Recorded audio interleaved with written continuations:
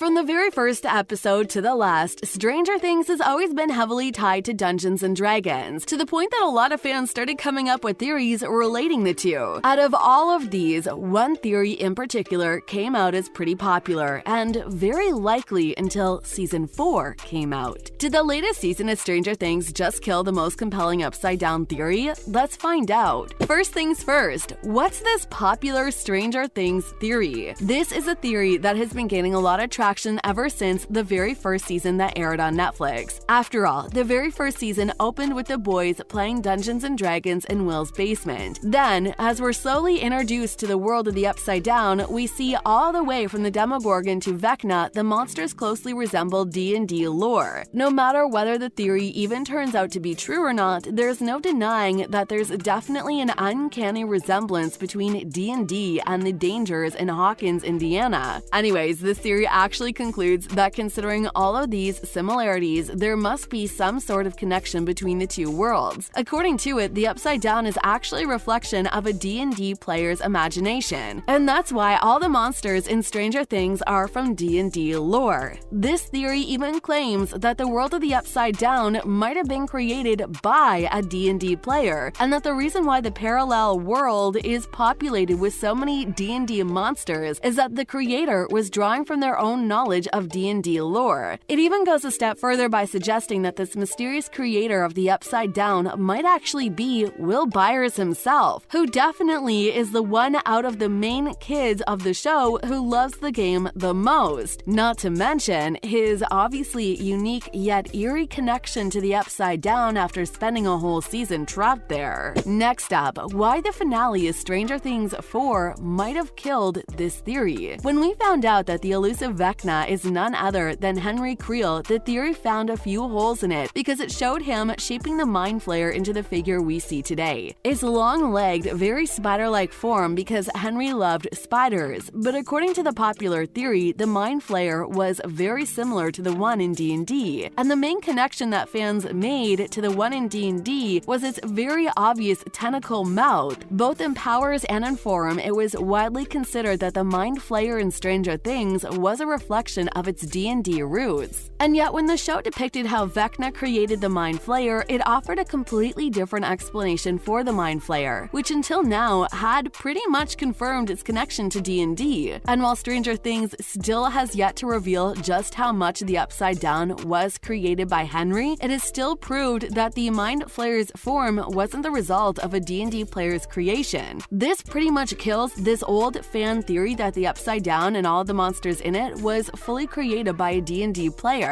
Coming up, can the 5th season of Stranger Things still use this theory? Okay, so maybe Stranger Things just revealed that the Upside Down wasn't created by a D&D player, but that doesn't mean that the entire theory has to come crashing down too. In fact, this Henry Creel reveal might actually further deepen the connection between the villains of the show and the lore of D&D. Let's explain a little. In D&D lore, Vecna was once a human who later ascended to a very godlike power. This is a huge parallel with the story of Henry, who started out as just a normal, though a little troubled, little boy who developed some powers, just like Eleven. And then as his powers manifested, they slowly turned him into a very terrifying, very powerful spellcaster, just like in D&D. So, while the world of the Upside Down might not have been created by a D&D player, the connections between Vecna's story to the D&D source material is undeniable. And so in some ways, the series actually been strengthened that much more because of that Season 4 finale. We'll have to wait until Season 5 comes out to see how many more parallels we get to find between the two. Moving on, let's talk about the most terrifying moments in Season 4 of Stranger Things. The 4th season of the iconic Netflix show Stranger Things has also given one of the most iconic villains in pop culture today, Vecna. And a lot of credit goes to Jamie Campbell Bower, who played the role of the villain so brilliantly and literally nailed that Vecna voice. Anyway, Anyways, it's going to be a while until the 5th season of the show comes out, so while we wait, let's revisit some of the most terrifying moments in Season 4. First up, Chrissy's gruesome death. Played by Grace Van Dien, Chrissy was a cheerleader who didn't live that long in the 4th season of the show, and even though she didn't spend too much time on screen, the little time she did make fans all fall in love with her. We're quickly shown that Chrissy is constantly haunted by visions of being verbally abused by her mother, something which we find out later is induced by Vecna himself as he targets victims. Not being able to deal with the traumatic hallucinations, Chrissy turns to Eddie, the leader of the Hellfire Club and the high school's well-known drug dealer, for some ketamine relief. The two share a brief yet very sweet moment that makes the events that come after it even more tragic. Anyways, as Eddie is looking for the drugs, Chrissy starts to see yet another vision, which would turn out to be her final one. She comes face to face with Vecna, who delivers her a terrible death. Fans' jaws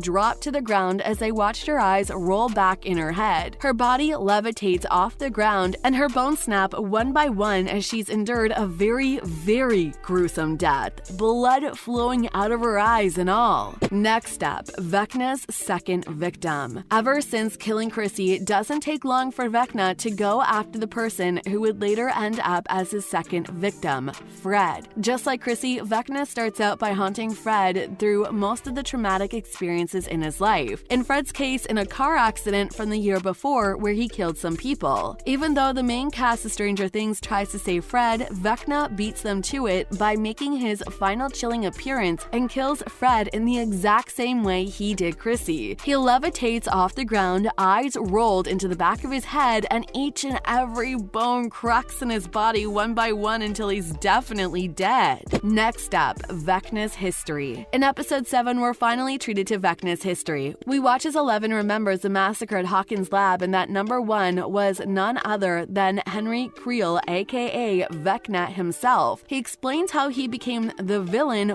we know today after moving into the Creel house, and how he was banished to the Upside Down after the massacre at Hawkins' lab, which was exactly how he turned into the monster he currently was. Finally, Vecna and Max Mayfield. In the 4th season, we watch Max Mayfield stay very detached from the main gang, and she even breaks up with Lucas, who she's very clearly still in love with, and we quickly learn exactly what's troubling her death of her brother Billy. As she deals with the grief, she also becomes literally the perfect grief for the main villain, Vecna, who literally preys on grief. Anyways, one of the most terrifying moments with Vecna, and there's a lot, is none other than the scene between him and Max. In episode 8, she hatches a plan with Lucas and the rest of the Hawkins gang to put an end to Vecna once and for all. To make it happen, she offers herself as bait, and that's what leads them to the creepy Creel house, where Max tries to provoke Vecna to seek her out, and when he responds, she tries to hide in her happiest memories. But as Vecna tries to find her in her own mind, he turns each and every happy memory into a nightmare. Eventually, he finds her in her snowball memory and uses his powers to torture her there. This is the very moment where every fan literally remembers holding their breath in pure dread, as Vecna pins her up with vines in his lair. In the real world, we watch as she begins to levitate, and then her bones break.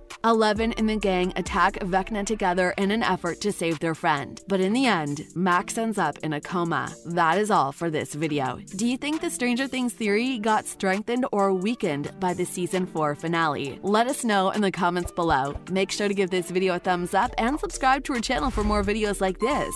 We'll see you in the next one.